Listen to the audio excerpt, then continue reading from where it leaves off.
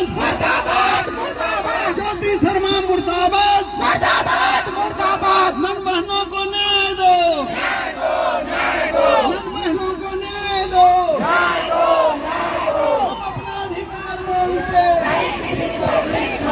हम अपना अधिकार मांगते।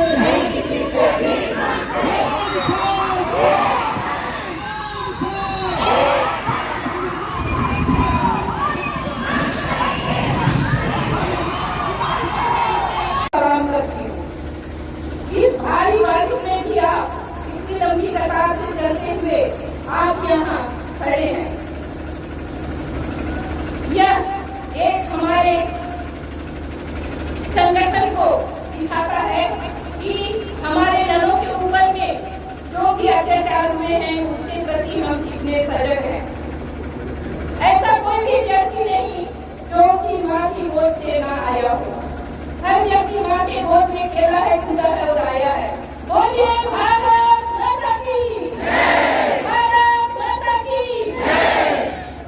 आज हम भी भारत माँ के इस गोद में हैं, लेकिन ये कैसी विडंबना है कि आज हम इस भारत माँ की गोद में रहते हुए भी हम असुरक्षित हैं।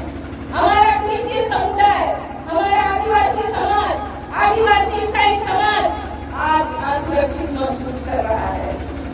आज मैं कहूँगी ये अत्याचार क्यों?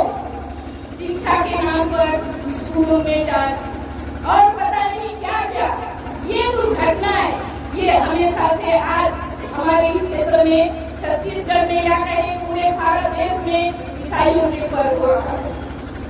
साथियों, मैं योगी शर्मा से ये पूछना चाहती हूँ कि उसने किसने अधिकार दिया, उसे किसने अधिकार दिया कि हमारी नलों के साथ इस तरह का व्यवहार करे। आप लोग देखे होंगे ना वीडियो में, चुप एकदम चुप, नहीं तो मारूंगी। अरे ज्योति शर्मा मुंह को मारेगी, हमारे नलों के मुंह को मारेगी। हम तो अपना हाथ पैर कमर सब छोड़ सकते हैं, लेकिन हम ऐसा नहीं करेंगे, क्योंकि हमारा ईश्वर ऐसा नहीं सिखाता है। हमारा बाइबल ऐसा नहीं बोलता है कि किसी को मारो पीटो।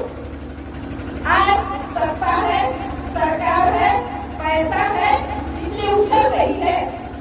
क्या मत है उसका, बजरंग दल में क्या मत है, कोई भी मत रहे। लेकिन मैं कहती हूँ कोई संपर्क में आगे खंजीत गए, छोटा सा पद क्या मिला, उछल रही है ना, उछल रही है। अभी तो शांति मिला उसको लोग देवी को कि हमारे नलों को इस तरह से व्यवहार की है। अगर इस तरह से जो हमारी नलों के साथ, हमारी बच्चों के साथ जो व्यवहार की है, ऊपर वाले का डंडा ऐसा पड़ेगा, उसकी आवाज भी नहीं आएगी और उसका क्या हाल करेगा ऊपर वाला, वो तो ऊपर वाला ही जानता है। क्या मिला उसको इस तरह करने से? छी छी छी छी। केवल हम इसे समुदाय ही छी छी थू नहीं कर रहे हैं, लेकिन हिंदू समाज भी इसको छी छी थू कर रहा है। दूसरे समुदाय के लोग भी इसका इस प्रकार का जो कांड हुआ है, इस प्रकार का जो लोगों के साथ में जो व्यवहार और साजिश के तहत जेल भेजा गया है, उसका निंदा किया जाता है। मैं इस वक्त से इस दुर्घटना का घोर निंदा करती हूँ। लोग अपनी जीविका के लिए कहीं पर भी जाते हैं पैसा कमाने के लिए। हमारे लोग भी कहाँ जाते हैं, पंजाब जाते हैं, केरल जाते हैं और बॉम्बे गोवा सब जगह जाते हैं। लोग कहीं भी जा सकते हैं। क्या ये ठेका लेके रखी है मानव तस्करी को रोकने का? अरे हमारे सम्मानीय एसपी साहब को इतना मुस्तैदी से हमारे जिले में मानव तस्करी के लिए काम कर रहे हैं। कौन मैसेज किया है उसके लिए, मानव तस्करी बंद करने के लिए? जो इस तरह से हमारे भोले भाले बच्चों को मानव तस्करी और धर्मांतरण के नाम पर मारपीट की है। एक बात तो समझ में आता है, नलों के ऊपर में मानव तस्करी और धर्मांतरण का आरोप लगाए।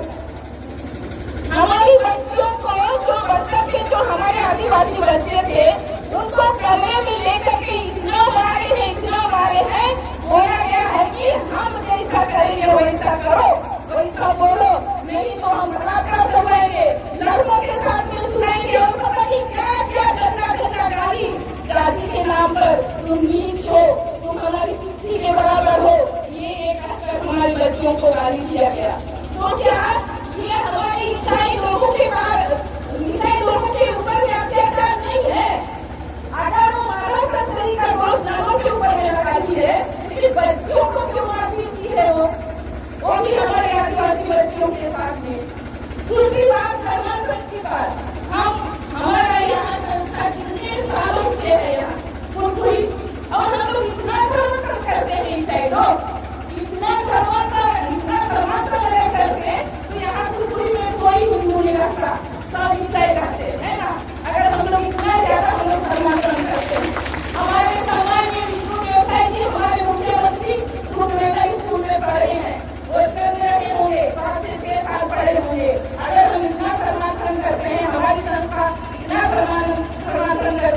वो भी आदिशाही होते कि नहीं।